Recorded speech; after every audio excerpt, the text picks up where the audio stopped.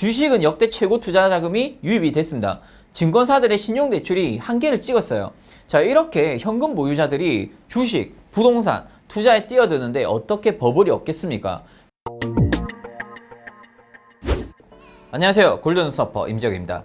저금리 시대입니다. 혹시 지금 예금이나 적금 들고 계신 거 아니죠?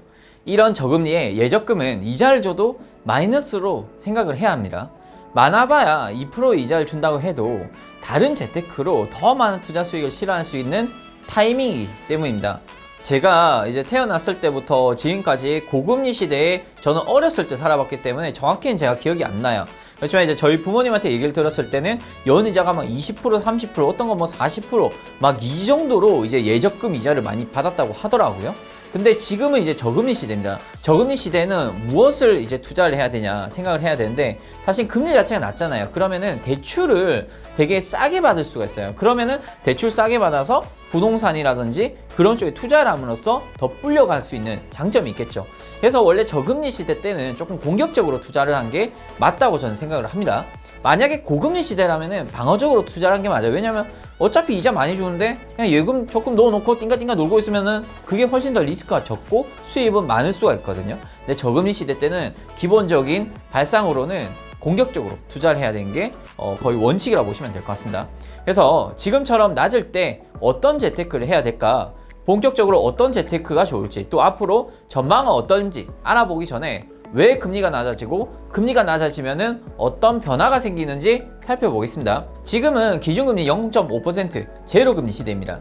우리나라 기준금리에 가장 큰 영향을 주는 미국 역시 제로금리가 2023년까지 유지가 될 것으로 전망되고 있습니다. 장기적으로도 금리가 낮을 것으로 예상됩니다. 왜 그러면 금리를 낮출까요? 가장 큰 이유는 경제 활성화입니다. 금리는 자본주의 시장에서 정부가 경기를 통제할 수 있는 가장 편하고 효과적인 수단입니다. 금리는 연쇄적인 효과를 만들어내기 때문에 먼저 금리가 낮아지면은 예금, 적금 이율이 낮아집니다. 그럼 당연히 예적금을 빼겠죠. 당연히 예적금을 빼서 오히려 딴 데다가 투자를 하겠죠. 저축은 덜 하게 될 겁니다. 그렇게 쌓인 돈들이 풀리고 자연스럽게 돈은 돌고 돌게 됩니다. 자, 그러면 기업들 역시도 마찬가지예요. 대출을 받아가지고 어딘가 투자한다고 아까 제가 말씀드렸었잖아요. 그런 식으로 투자를 공격적으로 할 수가 있어요. 자, 그러면 갚아야 할 이자가 적은 상황이기 때문에 사실은 대출이 부담스럽지가 않겠죠. 이렇게 쌓인 돈이 돌고 대출로 돈이 풀리는 것이 낮은 금리의 연쇄적인 효과입니다. 이런 순기능을 정부는 바라고 있는 거죠. 하지만 금리가 낮아지면 부작용도 있습니다. 낮은 금리의 역기능은 인플레이션입니다. 인플레이션이 뭐였죠? 화폐 가치가 떨어지는 거예요. 예를 들면 베네수엘라 같은 나라들이 인플레이션을 정통으로 맞은 나라입니다. 돈을 술에 가득 담아가도 밀가루 한 포대도 못 사요. 돈은 넘쳐나고 점점 가치는 떨어집니다. 돈 주고 벽지를 사느니 지폐로 벽지를 바르는, 돈으로 막 벽을, 나도 한번 해보고 싶은데, 어쨌든 지폐로 벽지를 바르는 게 좀 더 저렴해지는 거죠. 좀 더 극단적인 예시지만 낮은 금리로 통화량이 증가하면 화폐 가치는 하락하게 됩니다. 자, 그럼 어떻게 돼요? 물가가 오르고 자연히 현금이 아닌 실물 자산 가치가 상승을 하면서 금이나 부동산 같은 자산 가치가 올라가게 됩니다. 또한 하이 리스크, 하이 리턴인 투자 시장도 덩달아서 상승을 하겠죠. 대표적으로 주식이 되겠습니다. 자, 지금 우리나라 어떻죠? 부동산 정책을 찍어 눌러도 저금리 상황이기 때문에 떨어지지가 않습니다. 주식은 역대 최고 투자 자금이 유입이 됐습니다. 증권사들의 신용대출이 한계를 찍었어요. 자, 이렇게 현금 보유자들이 주식, 부동산, 투자에 뛰어드는데 어떻게 버블이 없겠습니까? 과열이고 당연히 버블이죠. 낮은 금리로 돈의 순환과 대출도 장점은 있지만 많은 역기능도 있는 겁니다. 자, 나라 걱정, 경제 걱정은 이쯤에서 정리를 하고요. 자, 그러면 어떻게 저금리 시대에 우리는 살아남아야 할지 한번 고민을 해보겠습니다. 자, 5가지 생존 법칙을 준비했습니다. 하나씩 한번 열어보도록 할게요. 자, 생존 법칙 1. 저금리 시대의 예금은 본전이 아니라 손해다. 은행에 맡긴 그 돈은 이자가 적고 물가의 상승은 가파릅니다. 예를 들어서 은행 이자는 2%인데 물가 상승 5%다. 자, 그렇게 화폐 가치가 떨어지는 저금리 시대에 예적금에 돈을 묶는 것은 본전이 아닌 손해가 되는 겁니다. 생존 법칙 2. 지금의 과열을 인정하자.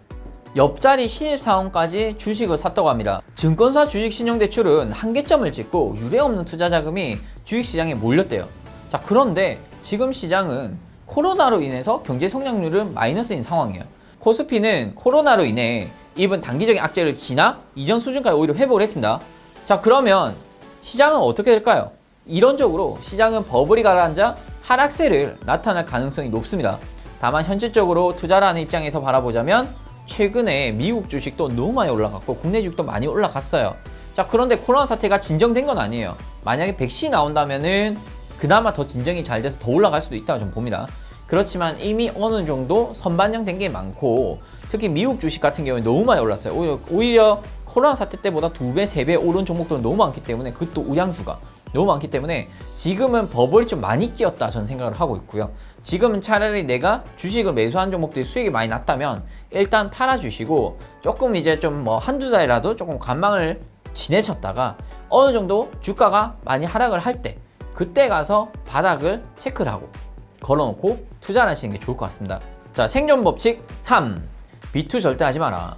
지금 금리가 낮다고 대출을 받아서 투자를 한다든지 신용대출을 당겨서 주식 매수를 하는 행위는 금물입니다. 금리 인하로 인해 시장이 과열된 지금 상황에서 대출 투자, 소위 B2 같은 공격적인 투자는 내려가는 롤러코스터에 타기 딱 좋은 상황이에요. 더구나 경험 없는 투자자일수록 시장이 출렁이는 이럴 때일수록 안정세를 기다리는 게 좋습니다. 한마디로 정리하자면 곡소리가 날 때를 기다렸다가 들어가야 한다. 시장은 반드시 조정이 오게 되어 있습니다. 오르면 떨어진 조정이, 떨어지면 오른 조정이 있게 마련입니다. 그렇기에 장기적으로 하락세가 우세하더라도 상승세가 나타날 수가 있습니다. 이때 속으면 안 되죠. 여러분, 주식은 주식 종목을 산 게 아니에요. 일단 첫 번째로 때를 사야 됩니다. 일단 어느 정도의 주가가 거품이 좀 빠졌을 때 그 때를 노리고 그때 가서 종목들을 선별해 내는 거예요. 그러면은 뭐든 사도 괜찮습니다. 그때 가서는 뭐 꼭 B2까지는 아니더라도 어느 정도 공격적으로는 투자를 하셔도 괜찮습니다. 그때 타이밍을 노리셔야 돼요. 따라서 어느 정도 버블이 빠졌을 때, 어느 정도 하락을 했을 때 차트를 보고 기술적인 위치를 찾아내서 들어가는 게 적절한 진입 타이밍이다. 이렇게 저는 말씀드리고 싶습니다. 생존 법칙 4. 경기 방어형 투자를 하자. 경기가 하락할 것으로 예측될 때는 전통적인 방어형 대응으로 해서 투자를 하시는 게 훨씬 더 좋습니다. 대표적으로 바로 부동산입니다. 흔히 부동산 시장이 주식시장을 6개월에서 1년 정도 늦게 따라간다고 합니다. 이렇게 금리가 낮아진 게 올해 3월경이었으니까 하반기에 부동산이 오르는 게 당연히 이상한 게 아니겠죠. 왜냐하면 금리가 낮아졌으니까 대출 받아서 다 부동산 투자를 했을 거 아니에요. 하지만 정책이 달라지고 있습니다. 그럼에도 불구하고 부동산 시장은 상승을 하고 있어요. 정부에서는 여러 가지 규제들을 나타내고 있고, 그러한 규제들로 인해서 정부가 바랬던 것은 매물도 많이 나오고 부동산 가치는 떨어질 것이다, 이렇게 생각했는데 오히려 금리, 저금리 현상으로 인해서 차라리 B2족들이 많이 생겼고 젊은 층들이 오히려 아파트 또는 뭐 소형 오피스텔이라도 더 매입을 하고 있는 그런 상황이 발생되고 있습니다.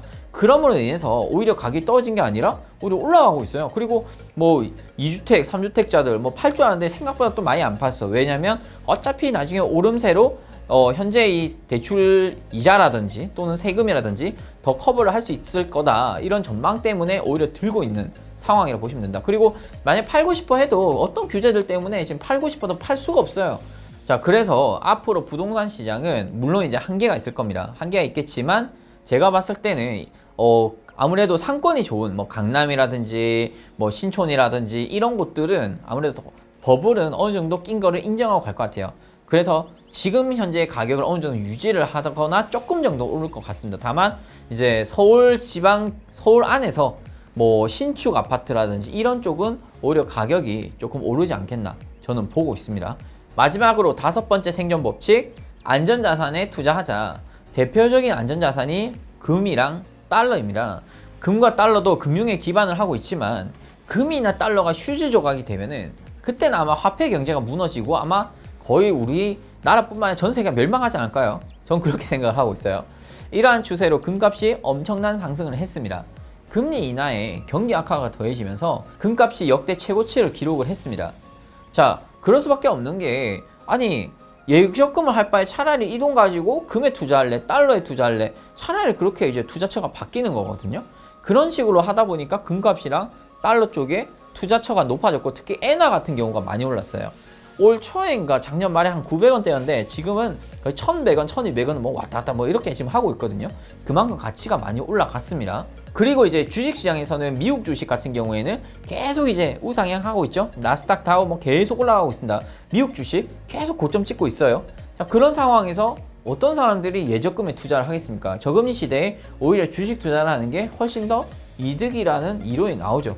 자, 그렇지만 지금은 너무 버블이 꼈기 때문에 지금은 오히려 공격적으로 배팅하기에는 조금 늦은 감이 있고요. 일단은 현금을 쥐고 계시다가 어느 정도 주가가 빠졌을 때 제가 또 뭐 방송에서 유튜브에서 한번 좀 알려드릴 테니까 그때 가서 차라리 주식을 선별을 해서 매집을 하는 게 좋을 것 같습니다. 자, 지금까지 5가지의 저금리 시대 생존 법칙을 정리해 드렸습니다. 함께 앞으로의 전망까지 알아봤는데 재테크를 한다면 금리 변화는 필수로 챙겨야 합니다. 금리와 투자 환경을 이해하지 못한다면 투자는 언제나 한 발 늦을 수밖에 없습니다. 장기적으로 저금리가 전망되는 지금 적을 알고 나를 알아 백전백승하시길 바랍니다. 좋아요, 구독 잊지 마시고 클릭해 주시고요.